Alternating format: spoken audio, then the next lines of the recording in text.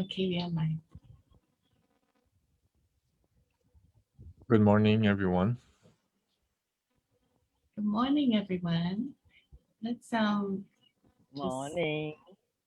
let's just do the wait for people to stream in. Good morning, everyone. So happy to see you all again. And this week we are going to talk about our eternal love story. But while we wait for people to stream in and do the necessary sharing, just let's give like maybe 1-2 minutes for that.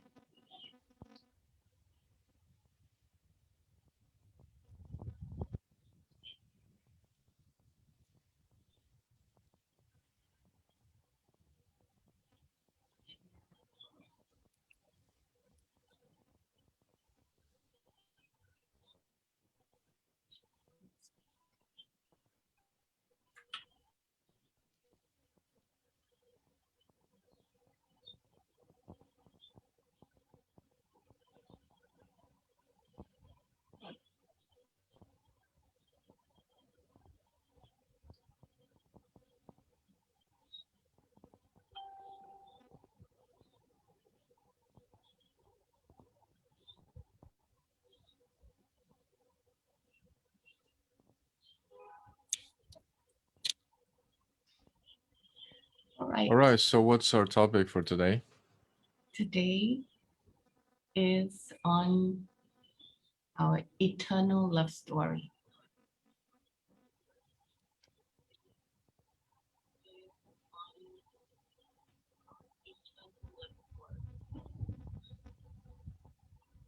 Actually, for this one is is a topic that's really close to my heart.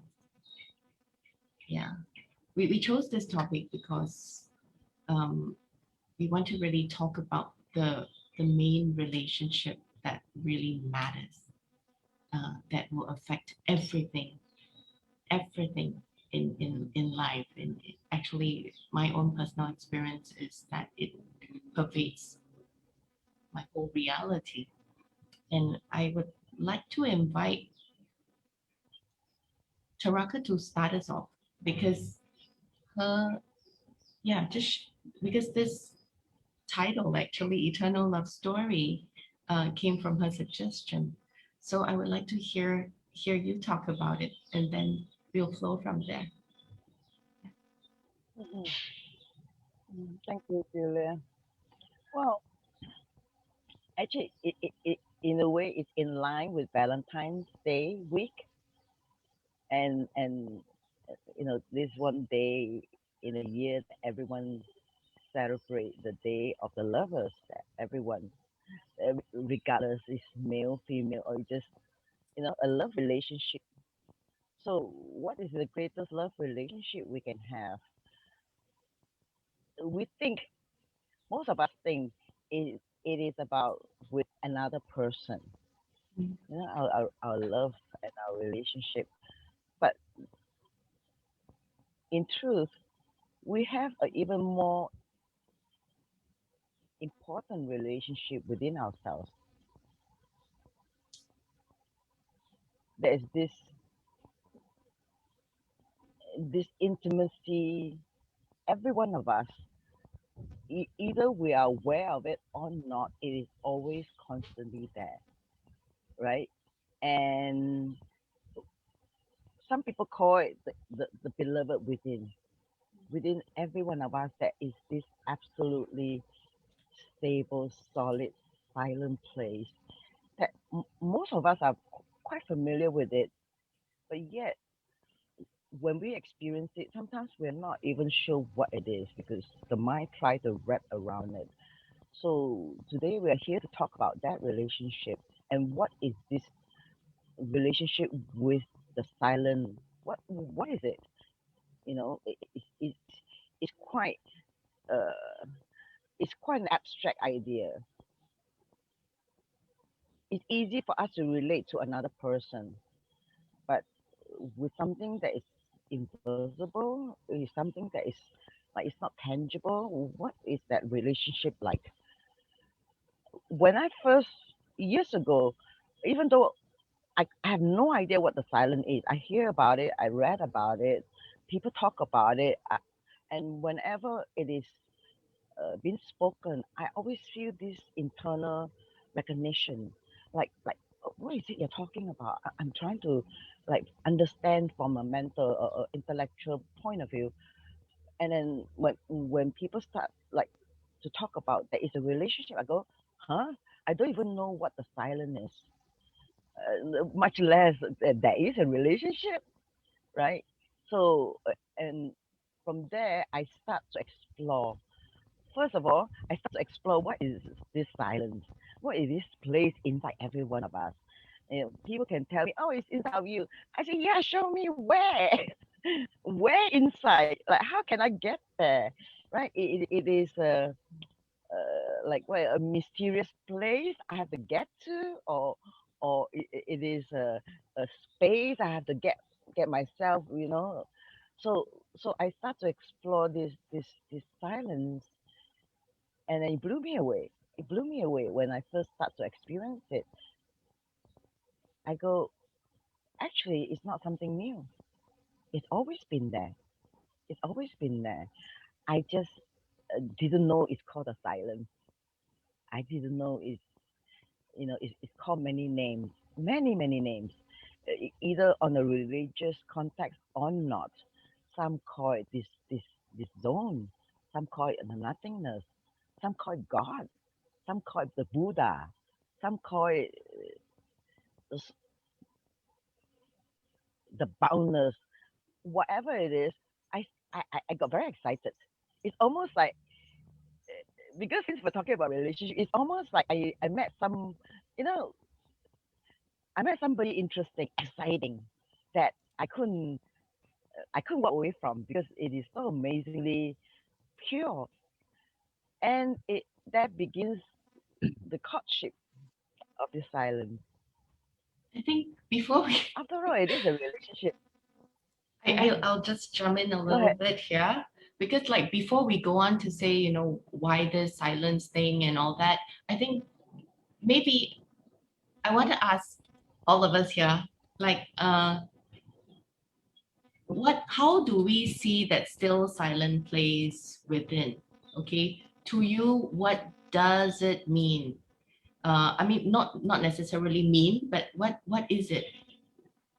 Maybe Eddie, you want Mm-hmm. to say something? Well, in my experience, Mm-hmm. regarding this silence, I went to a retreat once, and we were doing this exercise on self inquiry, and we were to ask questions like, "Who are we? Who am I? Who am I?" Like several times. I'm really going deep in that question until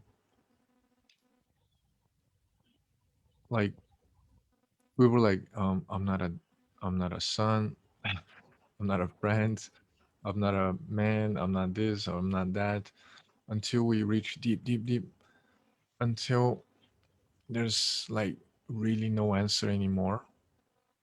And then there was this intimate silence and darkness, and like this coziness, as if things were always there, the way it is. But we never silence ourselves enough to be able to perceive that. But it was always there. So it's like Mm-hmm. one of the most beautiful things that I've been through. And I don't call it like a relationship with myself or this eternal relationship, because we relate to, when we talk about relationship, is relating between something and something else. It's always a referential relating. But when I realize this silence, and that silence is the origin of everything, it's also me, and also God and everything else, and I realize that we are never in relation to anything. There's nothing besides this. Mm-hmm. So how to say, oh, I must love myself more, or I must do more of this or love the other or whatever, then Absolutely. everything drops. It's like Yeah.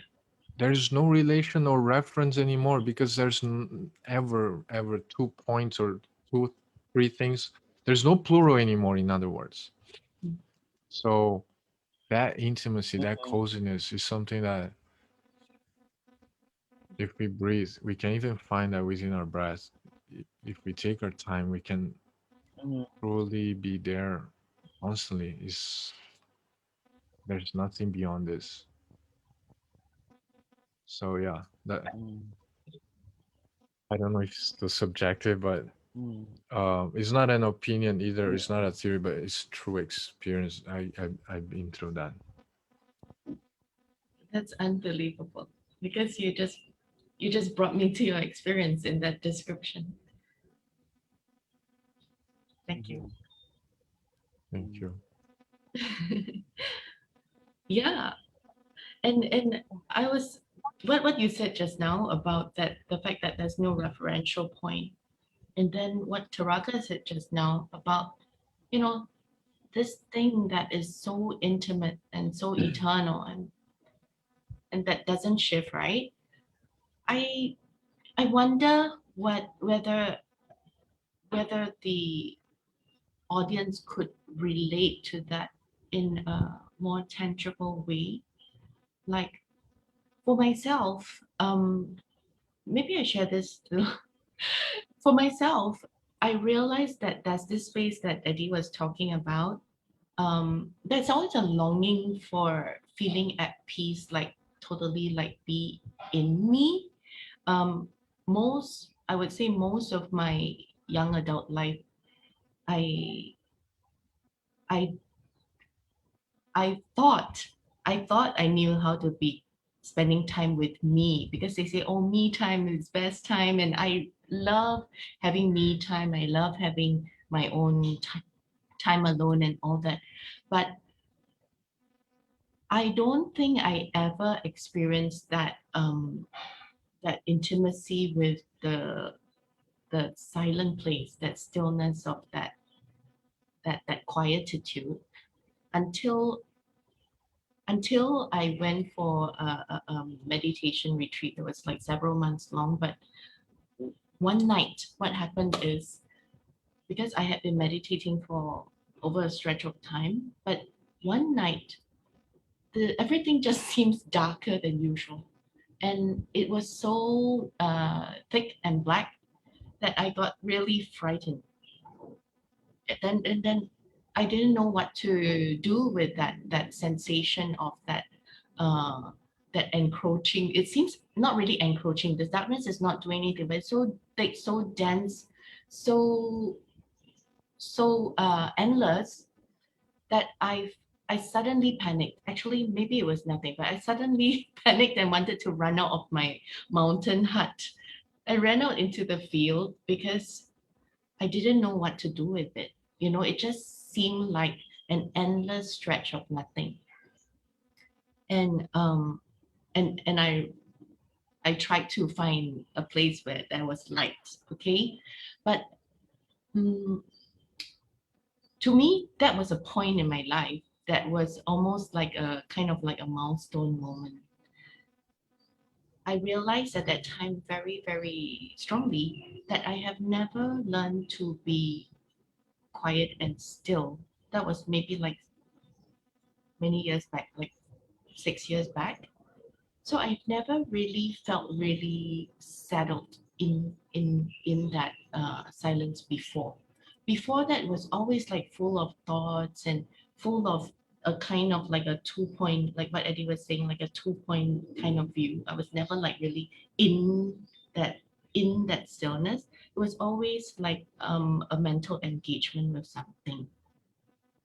But after that, after that, I realized that okay, when the mind is still, I encounter a different. I don't. I realized I didn't have a relationship with the silence or that quietude within me. It felt really, really, really uncomfortable. And now, of course, I feel differently. I have. since then developed a closer, more intimate relationship, a more welcoming relationship, and in that quiet place within myself. But at that time, I realized I didn't know that space. Hmm. So maybe I said to make it more tangible for our audience, um, there's a lot of rhetoric about, there's a lot of talk about self love, about, me time, spending time with myself, loving myself, or something like that. So, can you all help to cast a light on that with regard to that? Um, so, okay, we call it silent space within ourselves. What is the difference, and what does it mean to you?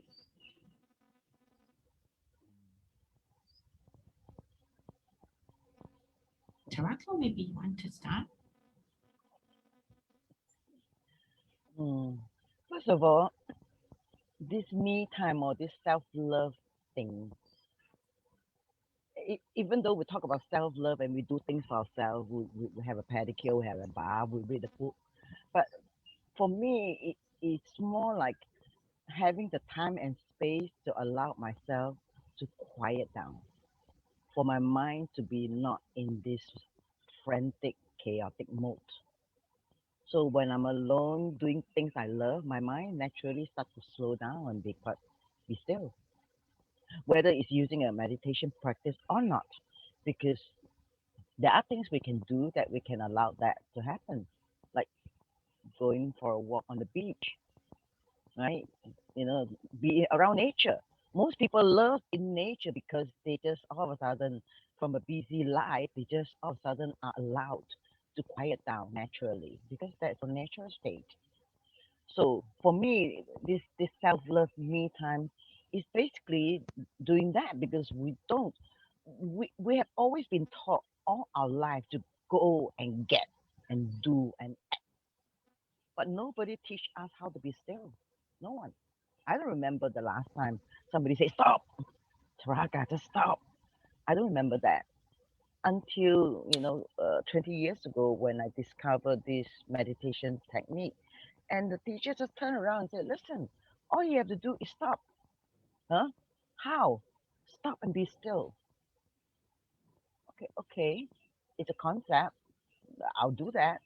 And from that, just stopping. Very naturally, it's our natural tendency. Our mind starts to slow down. With the hundreds or thousands of thoughts a day, it starts to slow down. Not that we don't have thoughts, we will have, but I start to notice, I start to relax, I start to breathe better, and I start to be able to listen. I'm not just talking about listen to noises. I'm talking about listening, this inner listening. There is this roaring silence within us. It's loud, and I can start to hear it, and it becomes very enticing. That's how I experienced it in the beginning, and then it reminded me. Actually, ever since I was a child, I remember this place.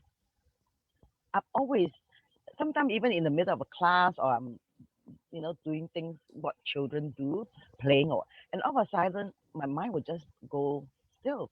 Like I would stare into a blank space, and I love this space. I just love this space because there's no thought, there's no fear, there's no whatever. It just my mind just went blank. And I'll just stare into this space, and I love being there, and I don't want anyone to come and disturb this space. I don't want to break out of this experience that I had. And then somebody would like, "Hey, what are you doing? You daydreaming?" And I'm back into my busy mind again. So so this is something very familiar within us, all of us. There's regardless where you come from, we have this, and we know this very well. We just we from a mental perspective, we just didn't know what it is. That's all. How to relate to that, and thus the journey on rediscovering this inner space again. And that's self love. That's the most powerful self love we can ever have. Allow ourselves to be still, be quiet, and listen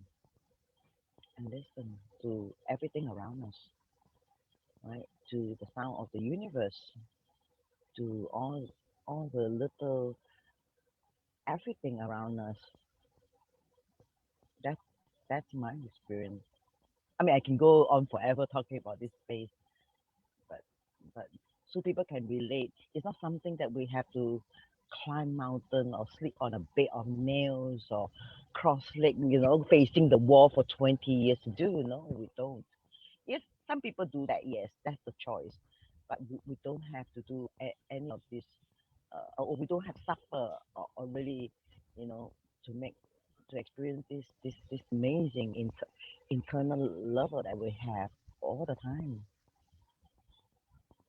Yeah. Eddie, what do you think?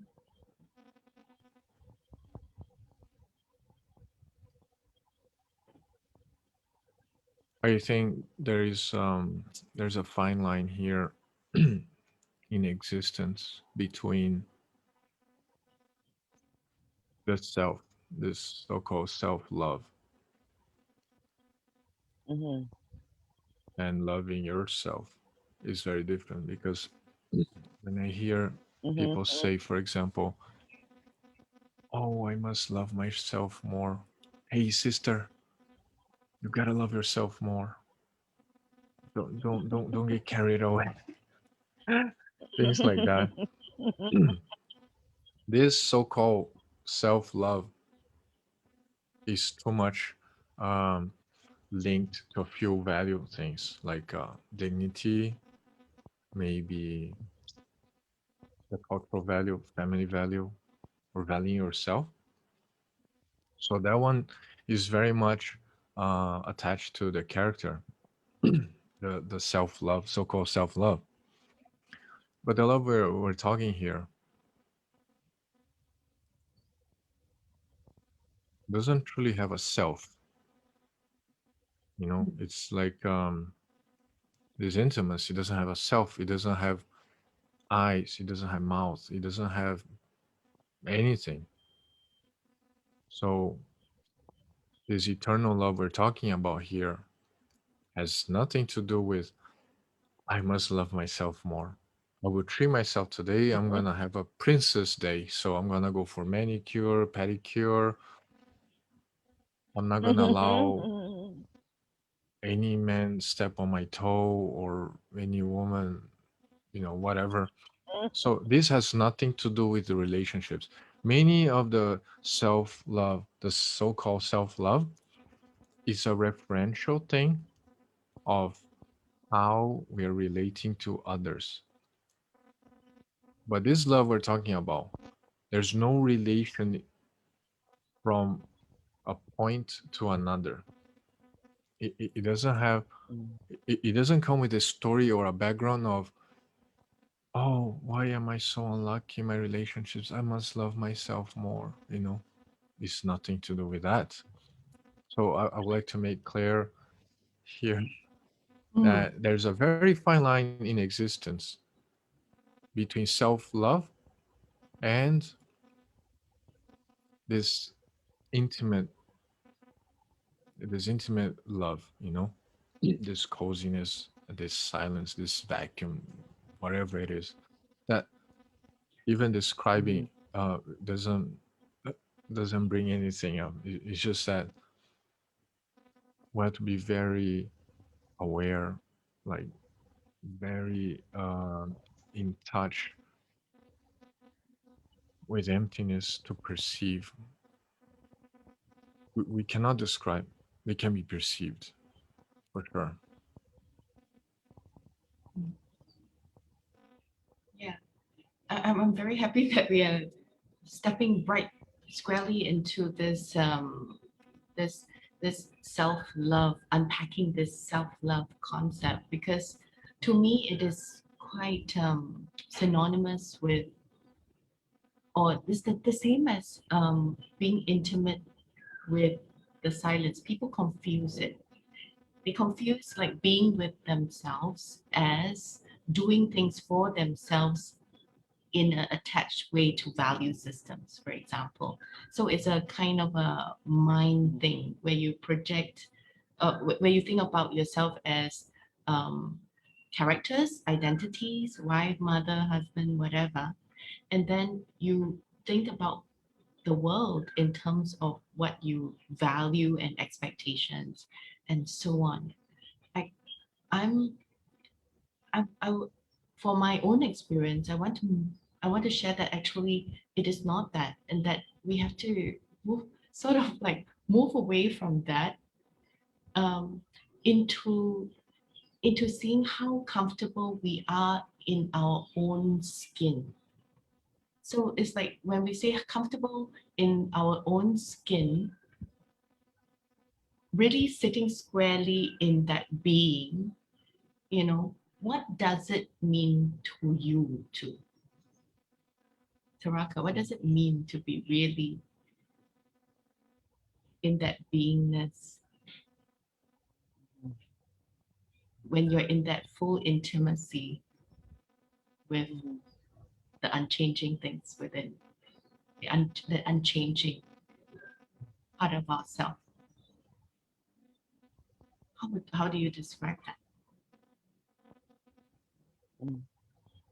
To be honest, like what Eddie say, actually, this experience is indescribable. It is sort of because our human language is very limited to really describe what this this powerful experience can be. So we do our best. We use our limited words to try and describe the best we can. And and with this, um, for me, it, it it is all about where my attention is. It fine, we talk about, oh, we just have to be and being. Yeah, sure. It is it is easy to say that I'm just being, like I'm just floating around being. To me, it makes no sense. It is to a point. Sometimes it sounds really silly. What do you mean you're being? What are you doing? I just do nothing. I just be. To me, that is a really lazy and complacent way to live. I just do what I do. I just be. No, for It's me, different. this yes, it is absolutely such an active, Active. uh, very active, and the more important is where my attention is. Where my attention is, right? Because we all know one way or the other. We all know what we focus on grows. Where we put our attention is what become real for us, right? So when we're just being, our mind can be here, there, maybe it's quiet, maybe it's not, but we think we're being still. No, no, to me, it's only just a very superficial experience. But true being, true being is really, really diving deep and allow every part of your attention and your awareness to be on that presence, Okay, we are on getting this. somewhere really, really important. That is a bit like a conundrum because it's like, what the hell are we talking about when it's stillness is a very Mm, active thing? yes, it is every moment. It's every moment because we have to be so actively aware of this still and silent place, or whatever we call it, or whatever we choose to call it. It doesn't matter. But first, we have to know what we even been aware of. It- what Eddie said is so amazingly true. There's no plural. There's no plural in this experience. There's not me being aware of something. Actually, it's not. But we're doing our best to try and describe it for the layman, for our limited understanding of that. Even though the mind can never experience it, it is not something to understand. It is experience to. It's like it's an experiential thing, right? So being aware of this still and silent place, actually, it's not even me being aware. It is actually awareness being aware of self. So it's a very active thing, constantly in every moment. You cannot go, okay, wait, just give me 5 minutes. I become unaware first and I come back to be no, because it's always this awareness, this consciousness, this silent place is always in every moment alive and real. It just our focus, our attention is always somewhere else. That's all. So we are not aware of it. So we are not being here. Like it's the same thing, present, whatever we call it. So for me, you know, I'm aware sometimes I forget. Like for a split few minutes, I'll be doing something or I'll get caught into a conversation and I forget. And that's okay. The moment I remember, boom, my attention is back. My attention is back, So, right? okay, And it, mm, so okay, I want to, before we go on to this, we hold on to this like, and we forget what, you know? Maybe I want to hear from Eddie first on mm, on this, what you were saying just now. when What do you you think, Eddie, mm, on when you active just ask the stillness activity? question when you just ask the question to Taraka, like, so what does it mean? The thing is that one of the things that made me realize these things, not rationally, is actually the mm, very thing of allowing or letting go of finding meanings. Mm. So mhm, first thing, if I want to invite someone, I would I would not be keen on answering answers questions like, What does oh, it for mean? me this means that, Mm. for me we have to do like this or like that. And number two, like Taraka says,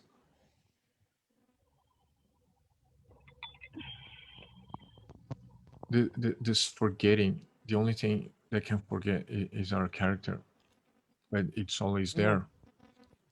Actually, it's not a matter of memory, because we don't remember that. We are aware of it and it's undefinable.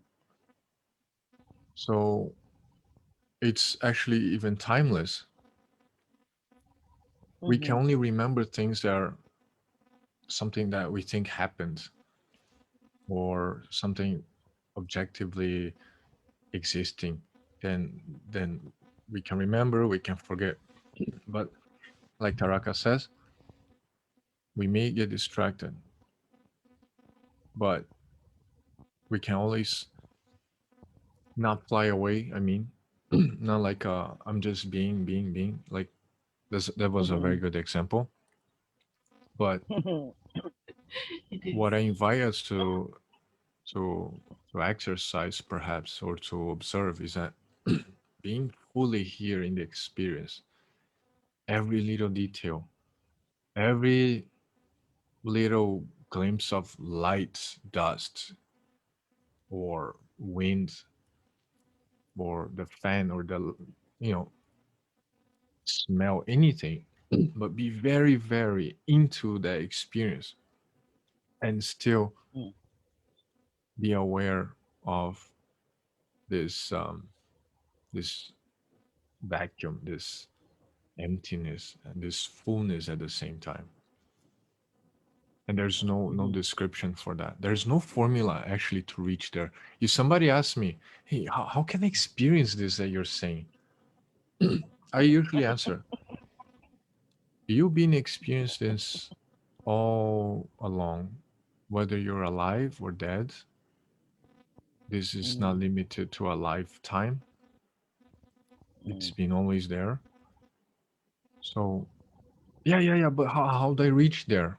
Is this like an awakening? Is this mhm, like transcending reality?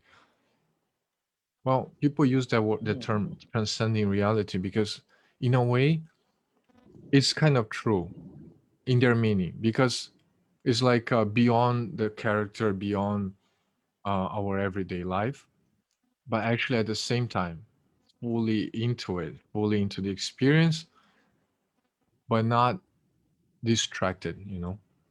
So when they say mhm, transcend, I'm saying leaving distraction for a while, and maybe mhm, with all that distraction, maybe they may perceive. But still, I don't want to give a formula because I don't think there's such thing. So that's how I see it. So there isn't a blue pill and a red pill for me to take. Yeah. See, you brought up a very interesting point. You look at our colors up there, timeless conversations, exactly a blue and a red pill thing. So when both of you talked about, going away from the distraction and what Taraka was saying, that silence and stillness is actually a very active thing. This the brings into the discussion this blue and red pill choice that we seem to have in this life. So is so amongst so what when we talk about the red and the blue pill applied to this situation, can you please expound on a little bit more of that? Why is it a red and blue pill situation? It's this stillness. The if you allow me to answer is like I said, there's no formula.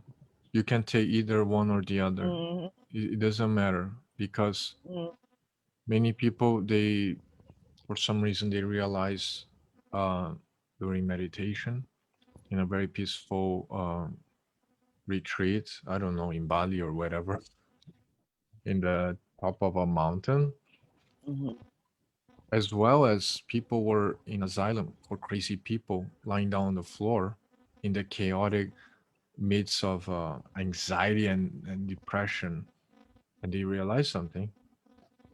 Or people that were about to kill themselves, but they failed.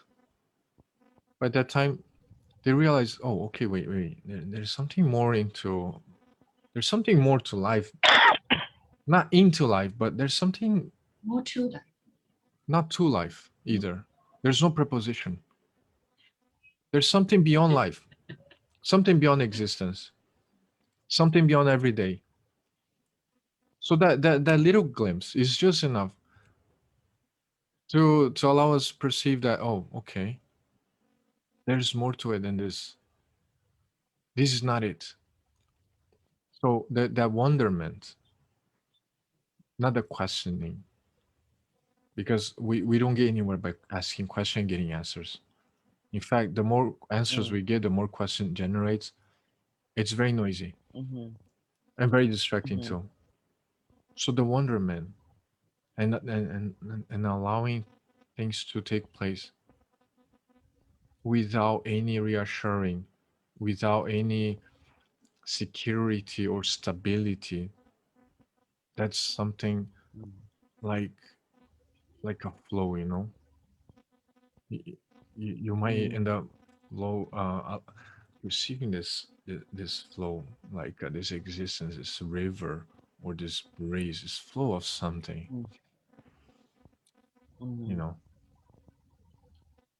Sorry, I may be seeming like too abstract here or subjective, but it's very concrete for me. It's like mhm, very real to me. So yeah, mhm. I'm sorry, it's undescribable, You don't need but to apologize for it because you have just brought us it to your experience. I can So say it's alive. what would not take us there, whatever that is. Mm, Mm. In fact, I think it's the not knowing or not or the not seeking for knowing or the knowledge, because I think we get caught up too much on the meanings and the theories, the mm, explanation, the formulas in life, and mm, I don't think it works that way. And since I was young, I've been through a lot of seminars, retreats, and things like that.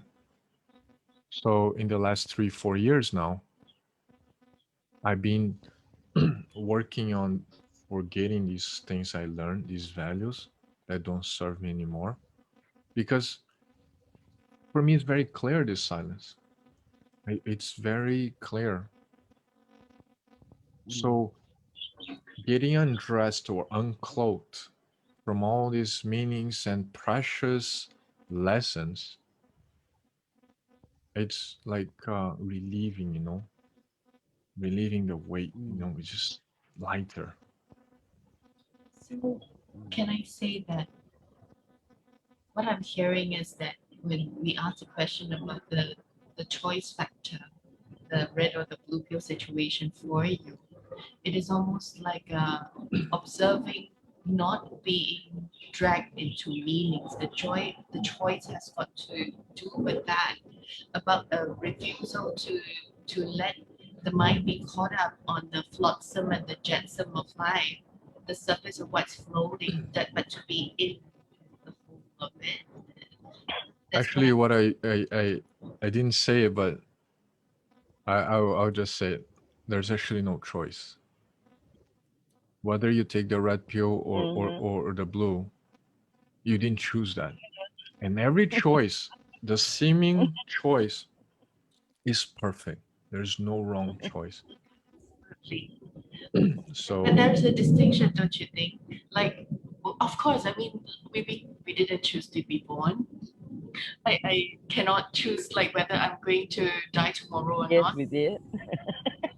Yeah, yes, we did. Okay, we can talk whatever. But you know what I mean? It's like we um that choice factor, even though there seems to be no choice, but in the observation of it, in that gentle alertness and that choice to be in that stillness is the red and blue pill to me.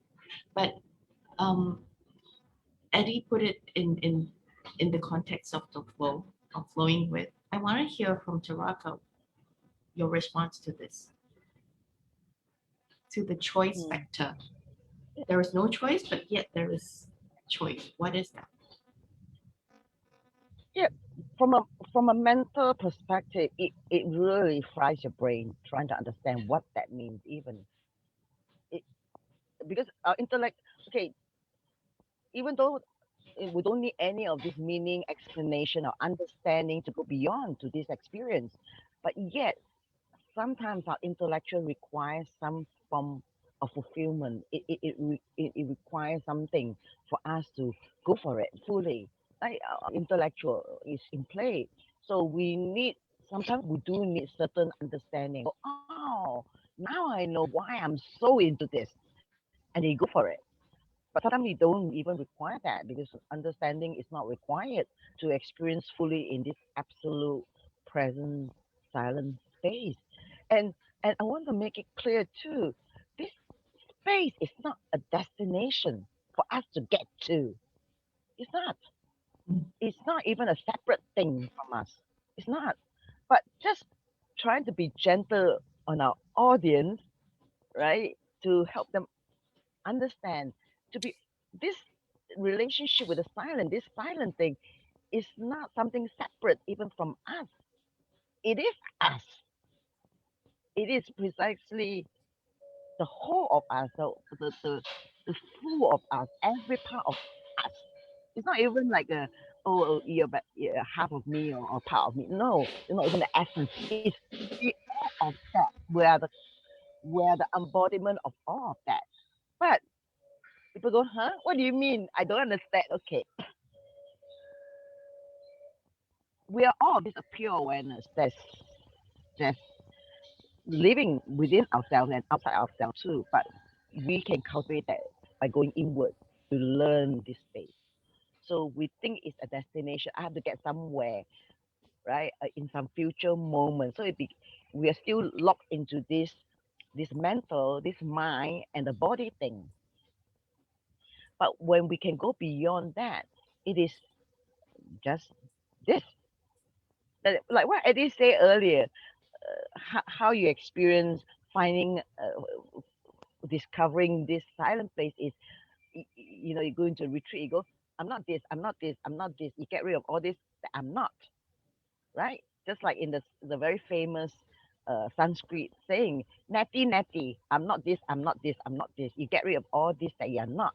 Then what's left is who you are, which is all there is. So to be gentle too, some people will be going fry with this imagination, but it's not. It's very simple. It is truly, fully the totality, the total sum of everything, all of us is here. It's here in all time and space. That's why it's an eternal thing. Awareness, consciousness. That it's not even the inside or outside, to be honest. But just for conversation's sake, we go inward. But reality, this silence, this awareness is not just inside or outside because we still live in the duality world. Our perception is still split into duality. This is what most of us can relate to. There's right and wrong, there's good and bad. I mean, we can relate, we put meaning or value into this right and wrong thing, left and right thing. But again, to come down to boil down to the simple truth, there is not even that. That is what Eddie say. You think you have choice, you look like you have choice, but ultimately you have no choice. Regardless, red pill, blue pill, ultimately you arrive at the same spot. That's not Actually, going anywhere. So it's not even a destination. Yeah.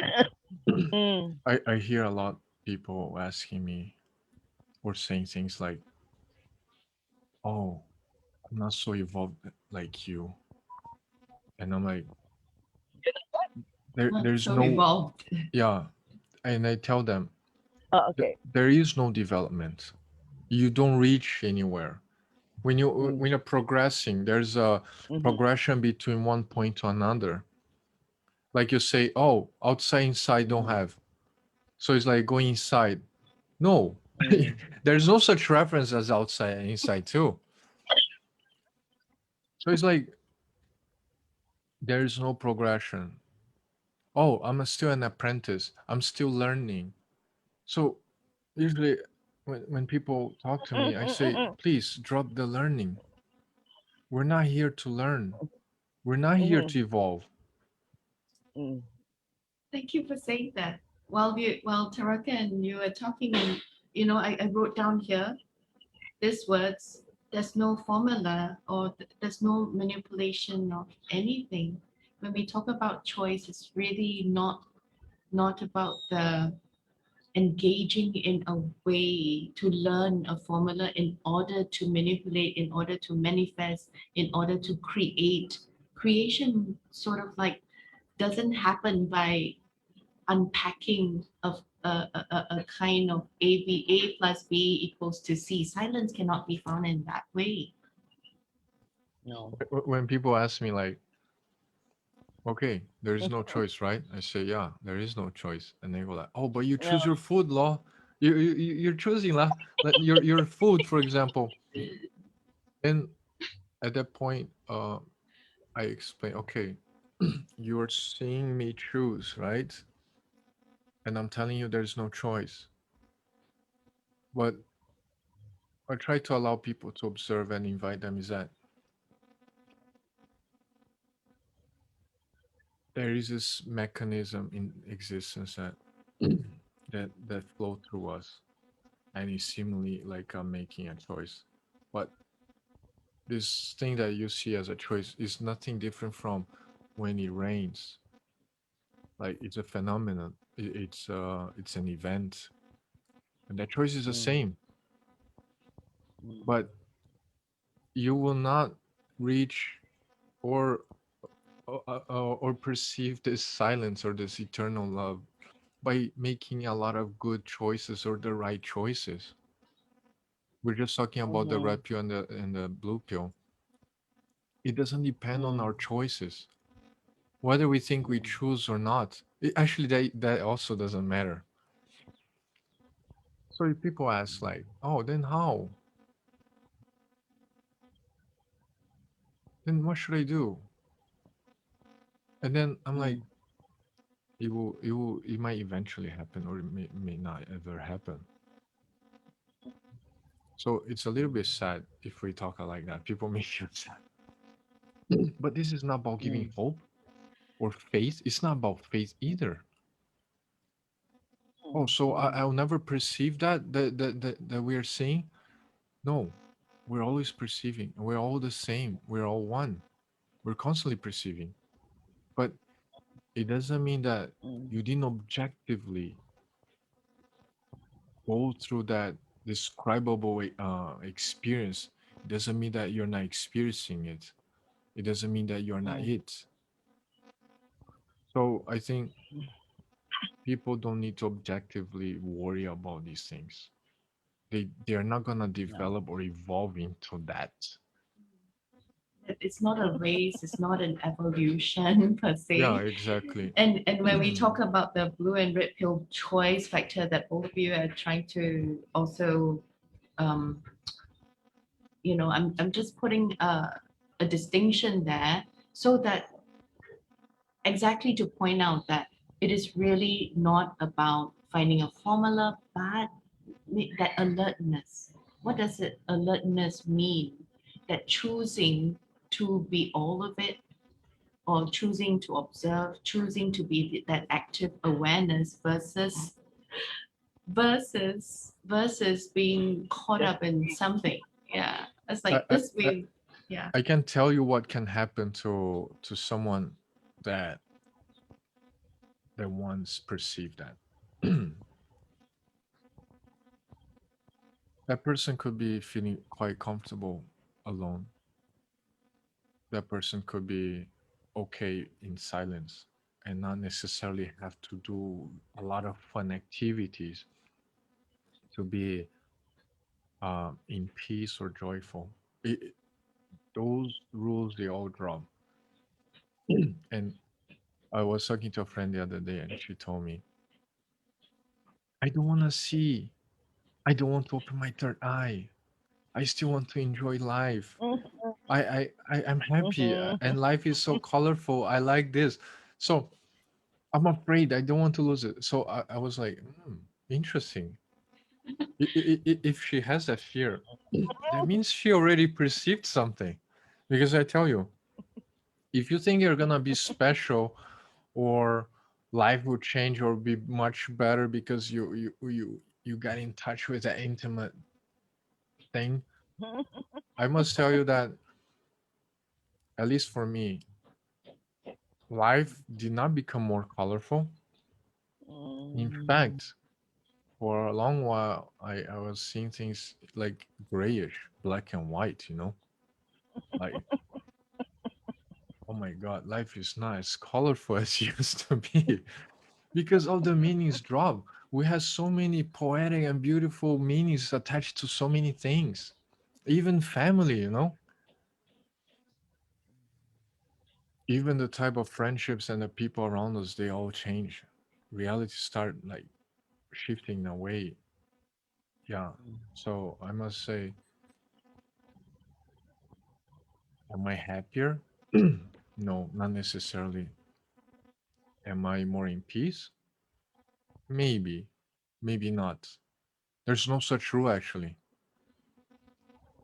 But I tell you that um, the fantasy world, the distractions, the noise is not as motivating as it used to. What do you think, Taraka? How about your experience on this?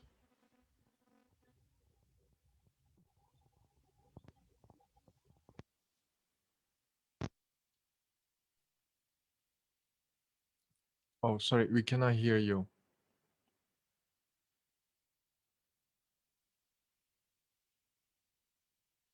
Well, while Taraka searches for the magic button, I'm going to just read out some of what the audience is asking uh, Cannot hear you, and dear. commenting. Yeah. Um, Pamela is here and Stacy Cole is also here. And Pamela says, total surrender and just flow with every moment. And she says, I will not take the red or blue pill. She'll take chocolates.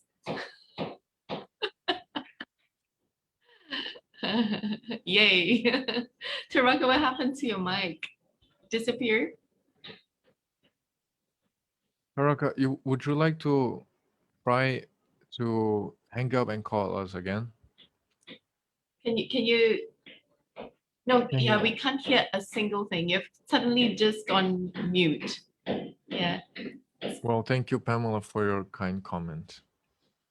Yeah. So while Taraka is fiddling with that, maybe, Taraka, maybe you can just exit from the meeting and rejoin. Yeah. So let's talk a little bit about this total surrender and just flow with every moment. Actually, you talked about that just now, Eddie. Okay.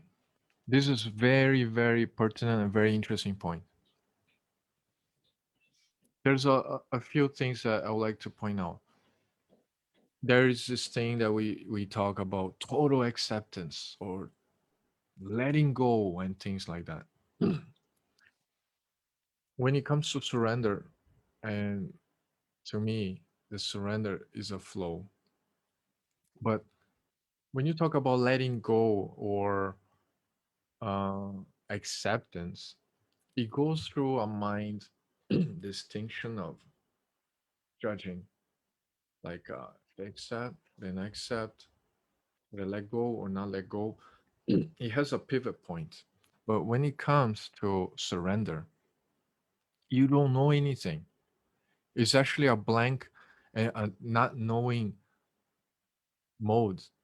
Like, yeah, I'm surrendered. I'm just here, and whatever happens is all this. So I kind of resonate with, when people talk to me about surrender, and that was a very important word for me for a while in the past years.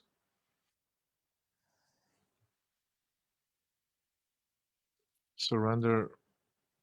Well, I don't want to use the word trust because I don't have better word for that, but because sometimes when we use the word trust, there's this um, we put a meaning to something that everything will work out, but there's no such promise, there's no such formula. So surrender means for me just really surrender and and let things be as they are and do nothing about it and not react. So this has nothing to do with letting go or acceptance or doing good or kindness or compassion. For me, that's a surrender, referring to this intimacy. I think Tarak is back. Do Hello, you hear me Taraka. now? Yes, thank you. Cool. Sorry about that. I It's had okay. to shut down and come back again. Taraka, Yeah. do you remember the question I just asked you? Which one? Okay, good. You don't remember? Yeah. I This one. was, yeah. Go ahead. Go ahead. Go ahead. Oh, Ask that question. I was asking about how is your experience when it comes to like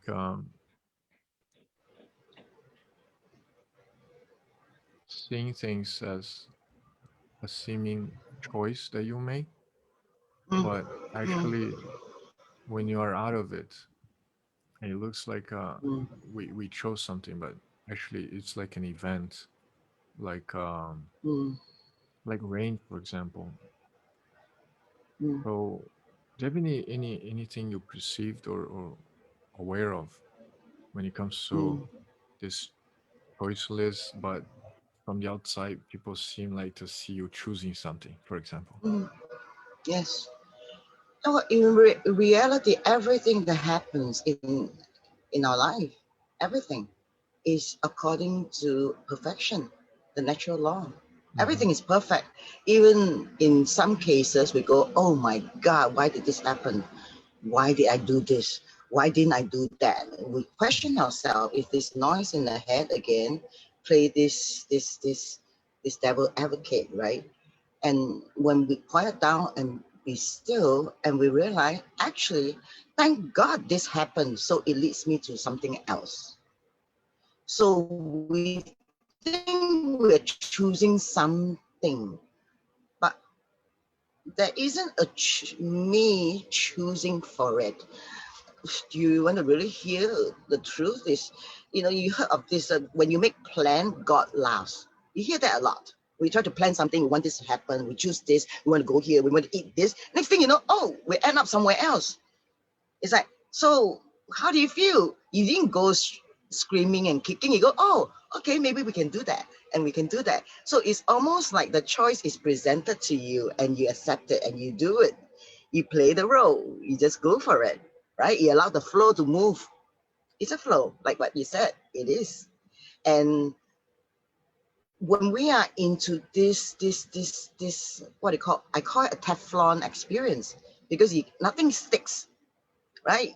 There may be some rock, there may be the water, there may be all of that, but you just flow with it. You just go with it. So we are heading, again, so it's not a destination. We're heading with whatever life is presenting exactly as it is right here, right now. So we think we choose to do this or that. Oh, my choice, my way or the highway, right? No, actually, you don't even have that. You don't have that because everything is unfolding as accordingly to the law of perfection. Because nothing, no mistake, no accident, no coincidence, nothing is wrong. Nothing is Did, wrong because it is exactly as it is. did you realize that? That's that. Do you resonate with that? Mm, What I said about maybe after you were aware of it and realize it, what was life mm, like a bit not as colorful, like a fantasy world like Disneyland? Did you have any experience like that, or the people around you mm. that changed To be from on, this kind of people to this kind of people or no. something? To be honest, we think we have this concept and we have this idea that, oh my God, once I'm awakened, once I know the reality, like I will see the world, I'll be floating on cloud, and there'll be angels singing. None of that. None of that. It, if you draw water, if you're sweeping the floor, you still be sweeping the floor. It's just from a very different state of experience. That's all. No longer from this busy, limited space. You're just sweeping the floor exactly as it is. Like I said, what will happen to me when I'm enlightened? No, nothing is going to happen. You just, you're drawing the water before you're enlightened, and then after you're enlightened, you still draw the same water, right? But it's from where you're at, you're experiencing it from this unlimited, expansive experience. There's no boundaries, there's no nothing, there's no duality, there's no good or bad. There's none of that. There's no separation, basically. That's why ultimately, when you ask me the question about uh, the blue pill, red pill, there's no blue pill or red pill because there's only the sense of separation from this experience. That's all. And how do we do that? How can I go? How can I find it? Nothing to find. The choiceless thing comes into play, in my experience, actually, lately too, over the last year or so, since COVID happened, because we got a lot of time, to spend a lot of time with ourselves, close our eyes and all of that, instead of out there doing all kinds of stuff. My experience showed me that funny, even though I get lazy some days, my attention is a bit distracted with whatever. But next thing you know, I felt like I'm being pulled by a magnet. My experience is this pull into this presence. My experience becomes so uh, amazingly alert because it's almost like I had no choice because I am that. I am this alert, uh, expansive, boundless experience. That is there is not even a stop start to it. There's no stop start. It's seamless. It just continues to, it just keep expanding. So we think we had choice to come into this particular space or time that isn't.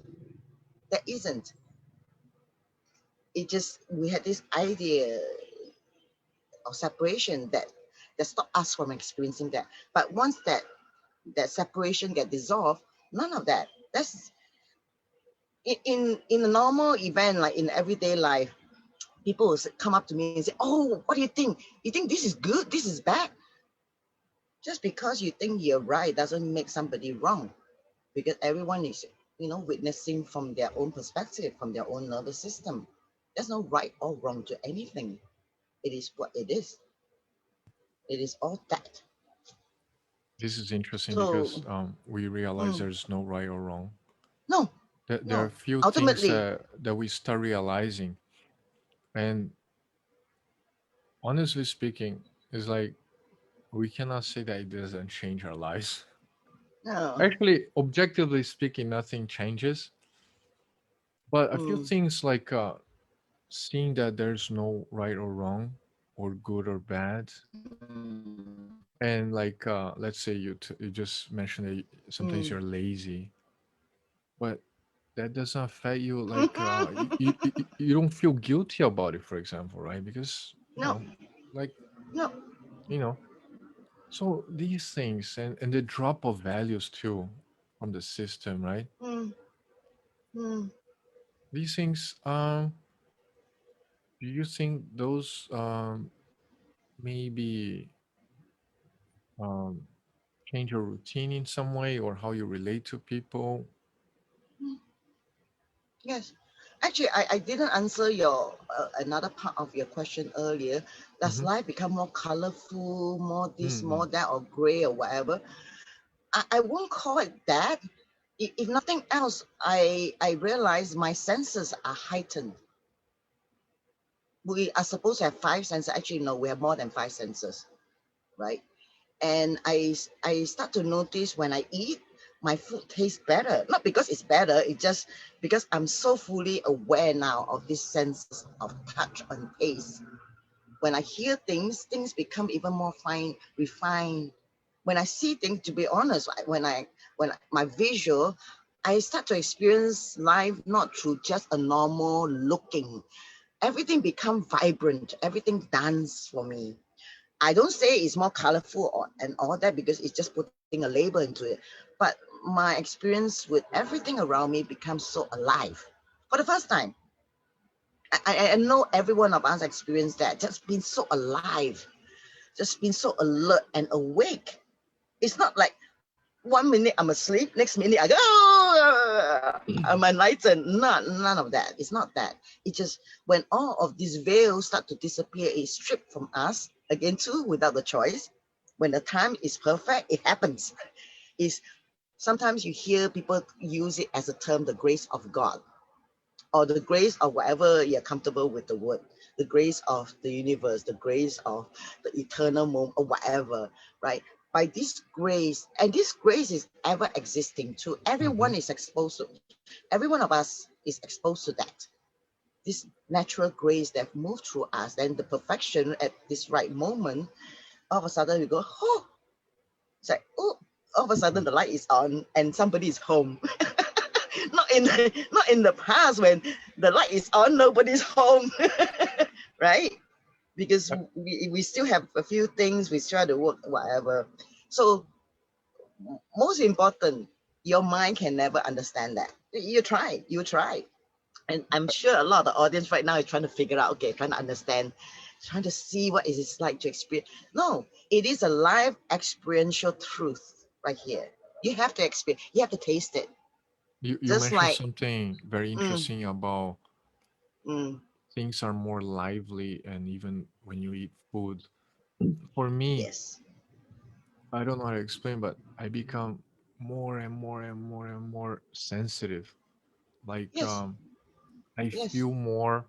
Even like yes. sometimes I eat food, I feel some kind of emotion, some kind of sensation when I eat food. Mm-hmm. When I Yes, go to certain places, I feel the energy of that place. So I become yes, more and more sensitive to things. yes, And yes. yeah, this is something that Mm, I realize because maybe because somehow we're like blindfolded and like more mm, seeing with our hearts and not objectively yes, seeing things as yes, this is that, or yes. physically seeing things, but more like No, seeing through feeling, yes, and yes, this has changed like a lot and yes. exponentially more and more strong every day in my daily life. Mm. Mm. Do you want to know why is that? All of a sudden, like our senses become so heightened. You want to know Okay, why? I'm It's very open simple. to It's your very sharing. simple. It just we finally show up. Mm. We finally show up.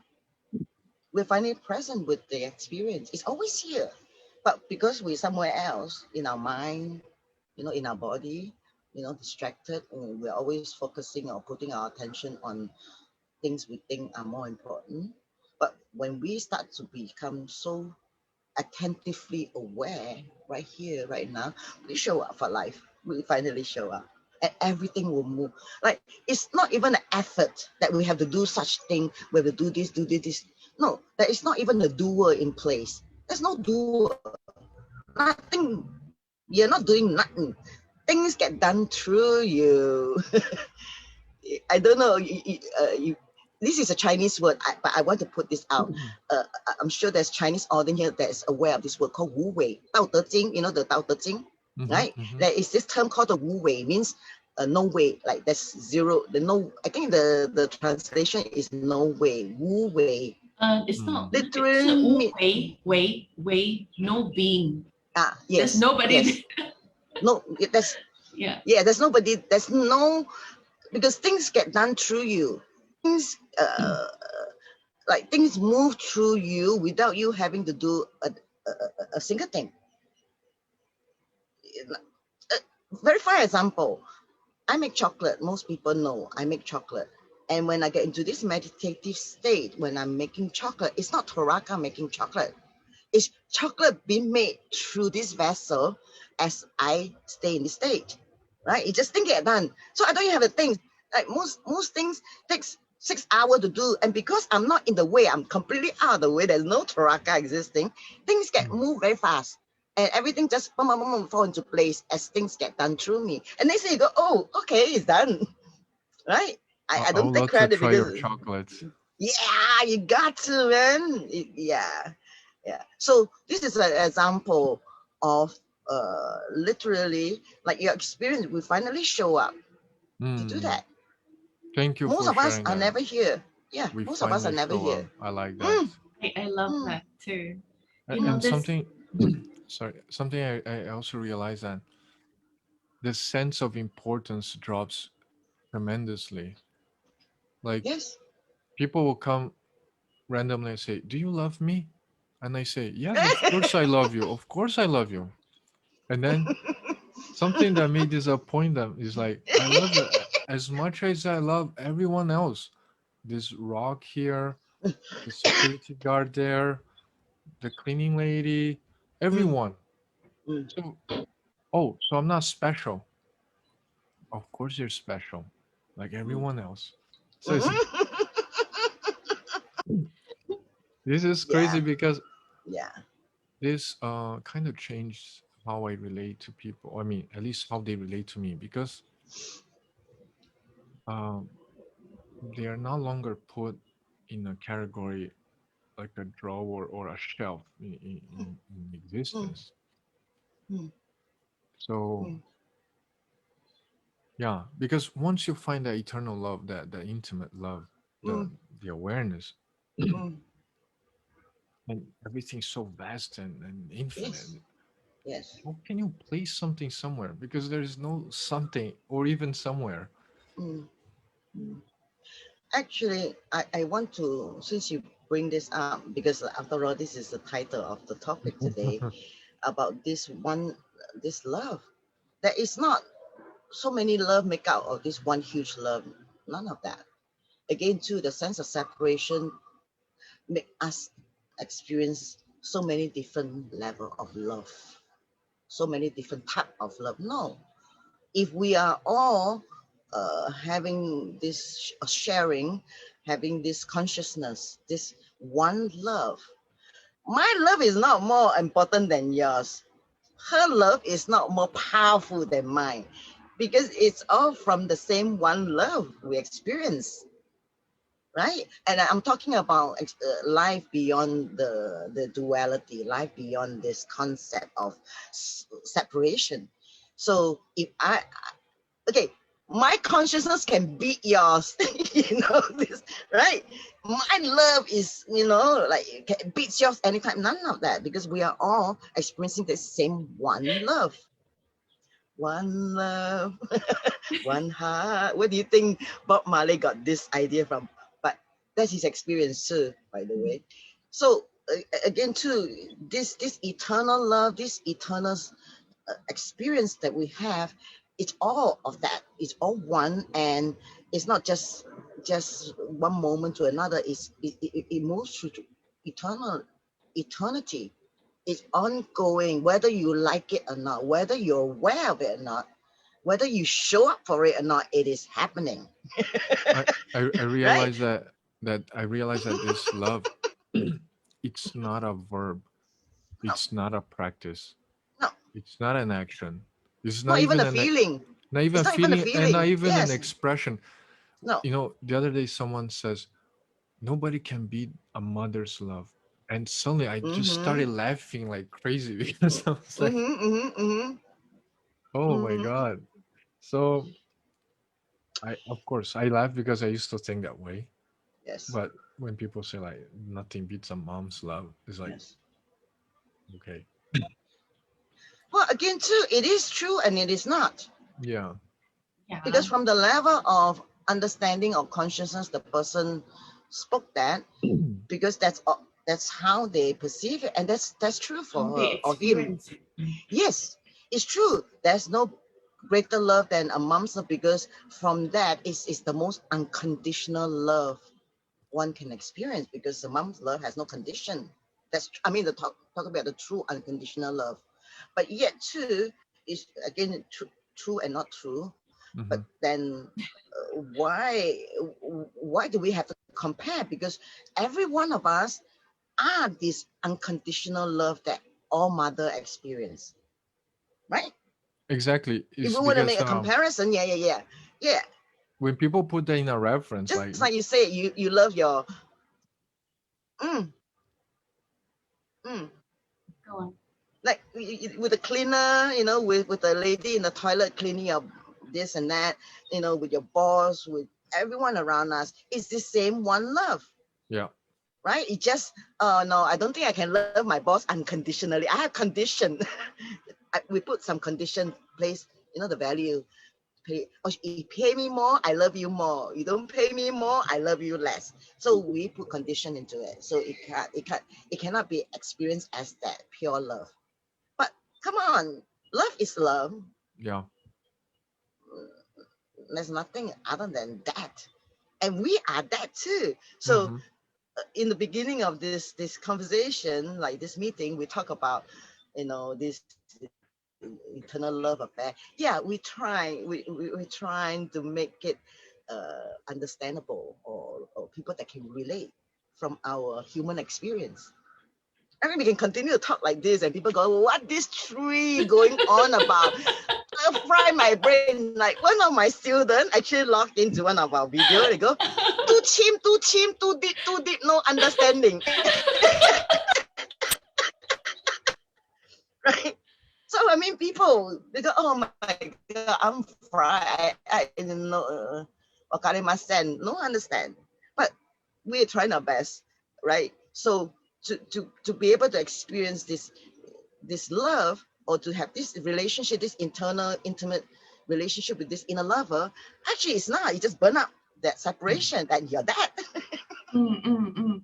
And since we're talking about that, you see, we talk about choice in the context of that stillness, of that alertness, of that Yes, active alertness. yes. So that the choice being in that choosing that alertness over the flux of life, the distractions of life. But I would like to bring us to also the distinction between, not necessarily distinction, but just helping someone here um, talk about the dark night, the darkness. It's like silence is like the dark night of the soul to this, Mm-hmm. what do we make sense? How do we make sense of the dark night of the soul? For example, okay, I ran out of that room because that my Mm. first encounter with that space where I feel like suspended, I got a bit shocked.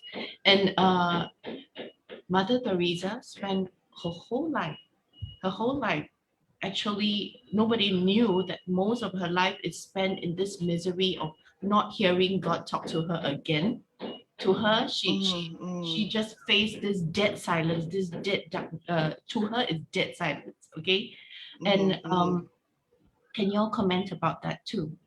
Let's talk about that. Let's talk about this dark night of the soul. Is it depression? Should be some people linked it to depression, yet not quite it. Yeah. That's a good point because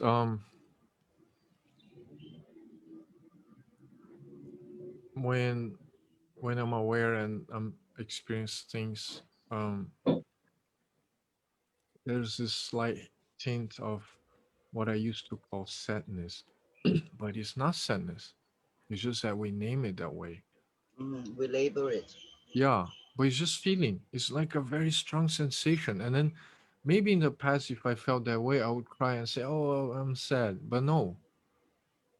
So this so-called darkness or whatever it is just that now when we go through experience, we're going through 100% in it, and without the veils and feeling like like we are feeling too. Everything's feeling. It's just going through it. And maybe they put this meaning, maybe this sense of darkness, Mm. because it's very deep, it's very intimate. It's not out there in the exposed to sunlight, or it's not shiny, but it's just this very very kind of emotional thing that I don't know how to name it. There's Mm. no, I cannot define it. What do you think, Taraka? How is your Mm. experience on that? I want to clarify this, what you experienced, Julia, when you were in this retreat running out of the room and calling it the dark night of the soul. I want to clarify it's not that. It is not. Because Yeah. most of us For mine, term it's the not dark. dark night also, but I was Yeah. really scared Mm. that time. Yeah. Yes. And you know, I want to ask you, what is scared at that moment when you ran out and go, mommy, what is afraid at that moment? Because you're having, it could possibly be one of the most profound experience that's opened up to you. And you go screaming because some part of you is afraid. What part of you is afraid at that moment? Do you want to make a wild guess?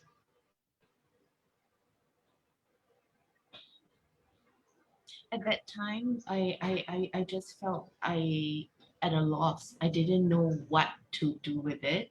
Mm. I didn't know. Mm. I didn't have a relationship with it in a sense that Mm. I didn't know Mm. what it was. And so when it came in that way, that it's so still so Mm. stretching out Yes. endlessly that I just felt gripped by a sense of not knowing what to do and Mm. going thinking that if this is life, if this is the I try to put my mind to it, and if this is life, then Bing. scared. Yeah. Bing. Bing. Your mind. Your In my mind. mind. Your mind. The only thing that is afraid at that moment is your mind because it's been annihilated. Mm. Because the mind cannot exist while you experience this expansion. It just woof into Ito. So the last, what do you call the last Frontier. defense? Yes, the last defense. The mind is trying to hold on to something, right? Because at this expansion, there is no point of reference. Like you said, you're in limbo. You're in this. You're floating in. There's not even a you to identify with. And then the mind goes, I don't want this to happen because it's being burned up. I'm not That's saying why. it's like a scary thing. That's why when I read about Mother Teresa, her whole Mm-hmm. life facing Mm-hmm. this dead wall because she Mm-hmm. was educated in a certain religious way, and Mm-hmm. at the beginning there was a voice, okay, and Mm. the rest of her life, why did she not have a relationship with the silence in a way that I thought would have, to me, actually, I thought, wow, okay, so that means it was really a challenge for her to go in to know this thing, but yet she felt that it's such a misery Mm. because she made the reference to the voice. Her whole life, she was still Mm. searching for a kind of like an external form, like a Yes. visitation, like a Mm. kind Mm. of in the Mm. religious acceptable way, some miracle happening. Mm. Mm. Mm. But Mm. that invitation to just come and this is it, is Yes. very frightening to her. Yes. Yeah. To be honest, most of the time when we talk, we pray and we pray. God never answer. I never hear any voice, any like loud zoom from from heaven telling me what to do. No, if you want to hear God's voice, it's absolutely in the silence. You hear that. It's so loud. You have to allow yourself to quiet down to be able to hear. Because most of the time we don't hear, we don't listen because we're so busy and noisy and talkative and da da da da da and doing this, doing that. We just never Yeah. stop and It's when listen. we encounter, we hold on to our positions and value system Yes, and all that loudness, yes, it becomes yes, unbearable, right? yes, Because then we try to juxtapose meanings into yes, the yes. situation. Maybe sometimes we experience, oh my God talk to me in this voice, right? And it says this, it says that, I need to do this, I need to do that. But come on, what's the difference with that than the voices in your head? We can't differentiate that. We Exactly. can't. Oh, this voice is telling me I have to do this, do this. That's why mental illness sometimes cannot be really fully be understood, because is that your voice in your head or God's voice? Mm, Right? mm, mm, Like, mm. but from my experience, I can tell you that my experience, when I hear God's voice, it is absolutely silence, because this silence can be so loud at times. Sometimes I experience it like a wave, like roaring, like wow. To a point, sometimes I go, oh my God, the silence is so loud. Huh? What silence? What loud? You know? But when you truly just being here, be attentively aware, listening, alert to it, it speaks to you all the time. Again, I can't speak for Mother Teresa, because Mother Teresa has her own experience in whatever religious context or whatever conditioning she's brought up with, Mm, right? mm, mm. Again, too, we cannot really experience fully the true expansion without dissolving all this conditioning too, because it is a belief system Yeah, that allow us to experience things in certain way, right? I'm not So maybe it's her belief discounting. system. Or, I'm not discounting the amazing woman. I'm just saying that yes, when I read her yeah, story, it yes, brought to mind that question, people's mm-hmm, relationship with this yes, still yes, silent place, you know. yes. We're talking about religious thing.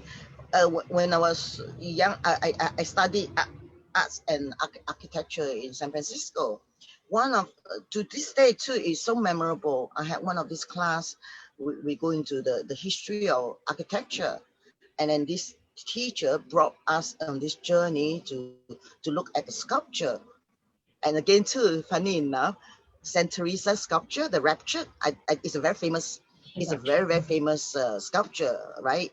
I don't know if the audience know that, but she started to talk about this amazing, I think it's Renaissance sculpture that was created of Saint Teresa was having an absolute rapture with God. Like she's so totally in love, or even in ecstasy, in like orgasmic ecstasy with this oneness with God. And the sculpture, when you look at it, I was like, whoa, it took your breath away. That's why it's such a famous sculpture. When you look at a sculpture without even any mental explanation, nobody is standing beside it explaining, you look at it, you felt it, it's so alive. It's so alive. This ecstasy, this union with God. Just by so to this day, I never forget. First thing I go to Rome, I want to see this sculpture because it has made such an impact for me in my life. Even when I start to experience silence, I never forget when Saint Teresa is having this oneness, this direct experience of God within her and all around her. She was in such ecstasy, Look at this sculpture after this meeting. Yeah, but absolutely, and whatever that you said in your experience is a mirroring of what you experience yourself, I'm sure, and um yeah, and what Yes. what I wanted to also say is that I hope that if there's anything else that we go away not putting a form to things. I think whatever is No. obstructing any kind of intimacy and relating with Mm, the silence is really like what we think that it should look like, mm, be it in a religious way or yes. yeah, so and be it the choice that we were talking about is like letting go of any imagery or any kind of belief Mm, structures and system mm, so that we could like be here, we could show up like what yes. what you guys were saying. Mm. Eddie looks like you want to say something, Eddie? He is contemplating something. Just Let's shut it Um, out. you girls were talking about Mother Teresa had this voice and like marvelous experiences and things like that. Mm, Um, but the one thing I learned from the beginning, when I start to meditate, for example, mm, I sent a message to a teacher mm, in India. I said that, oh, yesterday I went for meditation and then I could see the whole universe and all these mm, mm, stars and things like that. mm, mm, mm, And then he said one thing, he said, just drop it. And I'm like, okay. And he goes like, yeah, it's not important. mm, And I'm like, okay, thank you very much. And now I'm very grateful for what he says because we are very quickly to attribute things to things. Like, oh, Mother Teresa and her voice. And, man, like, just drop it. I tell people, just drop it. So what? Her voice is what's relevant about that? yeah. Or the statue or the dark soul Mm, doesn't mean anything. Even mm, talking about it is like try to make a thing out of it too. yeah, It becomes an yes. institution in itself. like if you Yeah. attribute, let's say you get some answers, it doesn't take you anywhere. So it's like Mm, yeah. um it's another veil. Let's say you get the answer answered. Absolutely. Thank you for So saying I'm that. like thinking here like Mm-hmm.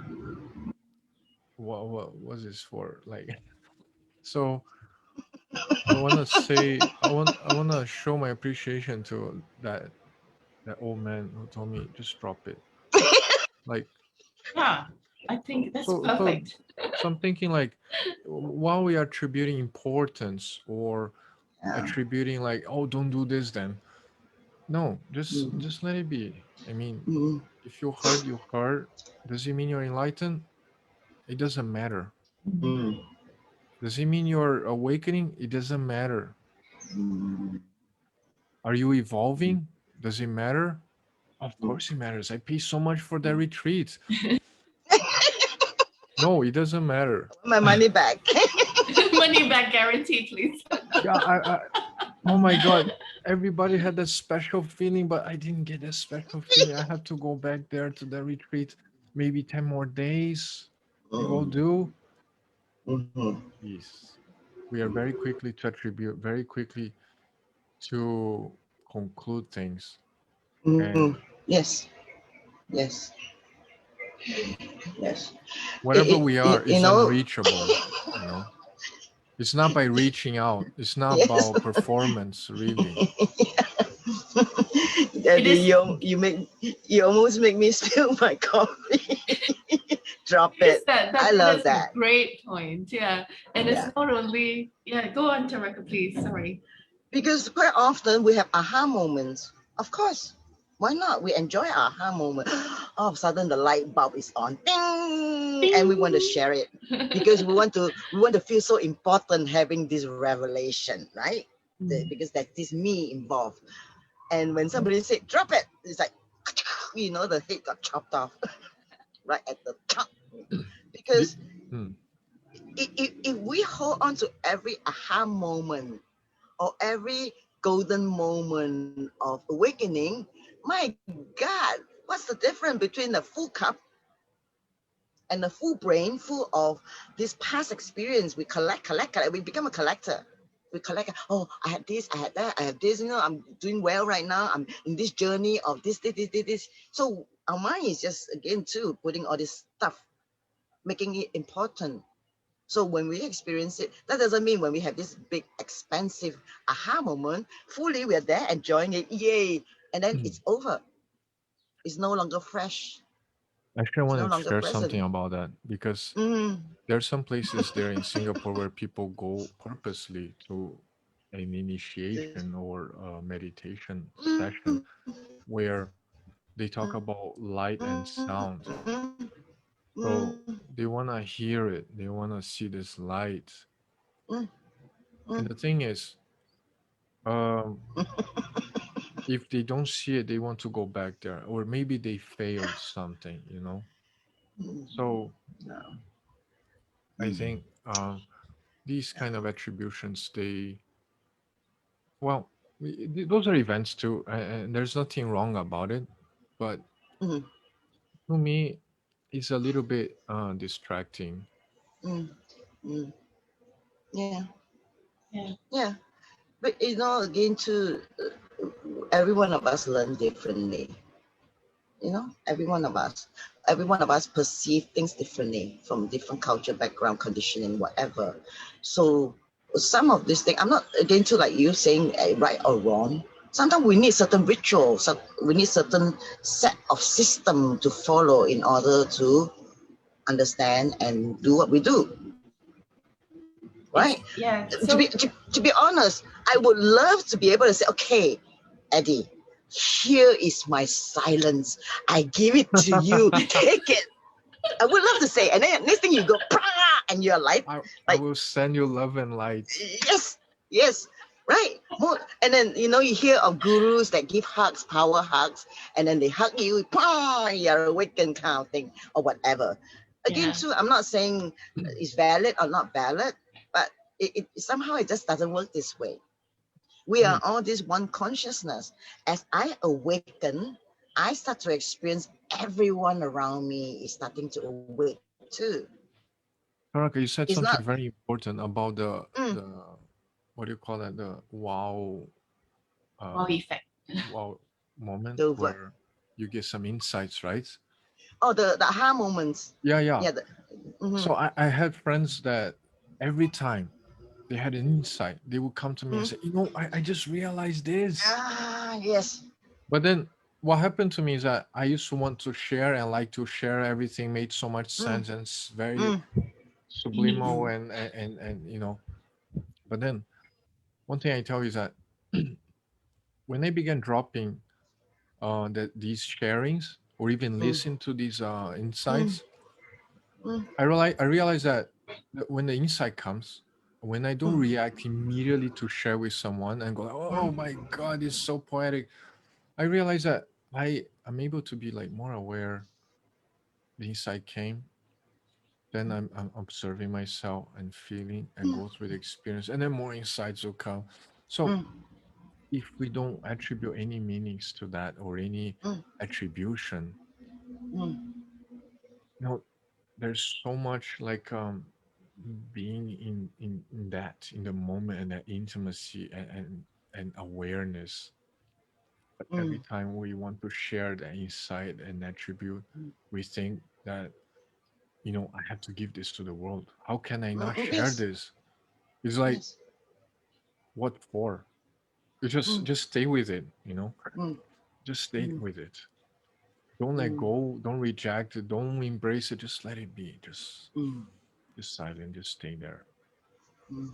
And this But one, some yeah, yes. But sometimes at the when such experience happen, there is an expansion within, Mm-hmm. right, within ourselves, connecting with the outside of us. There is this natural flow. There's Mm-hmm. this natural flow that is moving outward. So sometimes yes, that's this need to share, which is also as important for me anyway, to give it away. That's why I sometimes it may not come that way. Oh my God, I pick up the phone, call my teacher, talk to my friend, like there's of course talking about it from the ego, like I'm important now, I reach a certain stage. Or it can be this natural movement of giving, like sharing and An being overflow. inclusive. Yeah. And then once it's, yes, there's overflow, and once it's gone, that's it. And Yeah. whoever was there to benefit from it somehow gets Yeah. something, or a seed is Yeah. planted or Yes, something. yes. It So can be that. Exactly. don't make an It's not. institution out of it. It's not Yes. about sharing and not Yes. sharing, but it's more like Yes. if in the flow of that somebody's Yes. around and then the opportunity comes, then it Yes. happens, rather than, I I don't know, must like this urge enlighten the coming and then, masses. Yeah. because what I'm trying to infer here is reaction versus observing that moment someone is Mm, there mm, and then allowing it like that. And mm. also, um, if the opportunity arises Yes. for that, Mm. then it is. Yes. Well, but Again, too. can I say Mm, something about this in the sense that the whatever it is, even pursuing the form of how certain things is experienced, no matter what it takes, be it from speaking conditions into experiencing the silence or not, to observe that actually the form can happen in many ways. The yes. form can be what we expect, and the form can be what we hang on to. Yeah. Mm. Okay. I want to finish this stream of consciousness that, what we talk about sharing, it can be verbally, can be, Yes. or a lot of us will start writing. Like, you just can't put down your pen, or you can't leave the laptop. You just need to express something of what you're experiencing, the expansion. Or which we know a lot of great works of art come through this form. If you're painting, next thing 3 day, 3 night, you're painting. You get into this zone, this inspiration, what I call God inspired work. Like, you get this into this, like, you don't even have to think about anything. This creativity just moves through you, and you start painting, like Michelangelo on the ceiling painting, like you don't eat, don't sleep, don't go to the toilet, you just do that. Oh, writers just get into this stream that they don't stop for anything other than expressing this, going outward to share, right? And many of us, to be honest, experience this what some martial artists call it, the zone. I got into this zone that you are so invincible, everything is moving, everything is one, there's no separation on all of that, right? You can do this movement, you can do this whatever. So again, to this sharing thing, it can be like, from the ego side, oh, I just achieved something, I want recognition, or we get into this flow and we just do it, Hmm. or Hmm. things being shared through you. Even the I want sharing itself, it's an event, even the sharing itself. yes, And yes, also, yes, this is one of the things I realized too. When things happen that way, like when you have these aha moments, and then I just keep silent and stay mm, with it. mm, I kn- there's this kind of certainty that everything mm. is with me and everything's happening Yes, together with me. yes, So yeah. yeah, I have that kind of peace, that kind of feeling. I call that the knowingness. Yes, How do you exactly. know? I don't know. I just know. Yeah, That's yeah, why it's called the exactly. knowingness. How do you figure out? I don't know. We can call it the gut feeling, the intuition, blah blah blah, the sixth sense, blah, blah. But how do you know? I don't know. I just know. It is just it is just it is this knowingness that you just do. Yes. Yeah. And And from that too, you're very, very aware that Nothing can shake you from this knowingness, this certainty, this security, this foundation of Mm, knowing it. Okay, knowingness and knowledge is two different things. Yeah, very. yeah. And one It has is nothing to really Yeah, do alive. with yeah, learning or like yes. how Academically smart we learning or are. Is collecting. exactly. Yes. Yes, Thank you so much, Taraka, for that. yes, yeah. So there is nothing to do with learning scripts or whatsoever, of course. And we talk about, I think it's unavoidable in conversations like this as if that we are trying to make distinction between what is and what is not, what it looks like and what is not. So Mm, rather, but I would really like to say that, rather than this also be another veil, whereas of course, there might be something that seems that we are describing that it looks in a certain way, but yeah, don't even be caught on that. That yeah. could also be a kind of a stumbling block. It might be like what Eddie was talking about, that Mm, in that very elegant absorption of what is mm-hmm, then, mm, that could be it. It could be also that sharing that is a natural outflow. mm, It could also be that you could also be sitting in that almost half-baked kind of a situation where you feel yourself struggling. mm-hmm. Yes, It can be any way, which yes, way that is turn out. You might be even thinking that you're halfway in shit right now, and why am yes, I still being like that, even though I thought that I was aware or whatever. mm-hmm, mm, The choice yes, that we are talking about today is mm, really about choosing to let yourself be in that, mm, and not yes, to make a meaning or a story out of it, but to mm, call into presence that relationship mm, with that silence, that immovability yes, in the moment, mm, whatever that you are in, without judgment, without distinction, without apologizing for anything. no, Yeah. no. I want to thank all of you for this time we had together. Is there It's anything always such else? an enlivened Anything? conversation. Yeah, it's Yeah. so lovely. We can go on for hours, or at least I can. It's Timeless, very timeless. no, but seriously, it's really enlivened. Like my experience expand as we share consciousness, because this is something that moves through us, right? Yeah. That's why we can go on to different threads, and there's so many things we can talk about. It's endless. But Mm-hmm. then talking about it and experiencing it is two different things too, Different things, yeah. And right? that's why it feels very delicious, have to be able to have this conversation, and Yeah. the resonation, the resonance is beyond just knowledge and concepts. Yes. It's really It's like not a from, mental thing. yeah, It's not a from mental from thing. from one enlivened experience to another.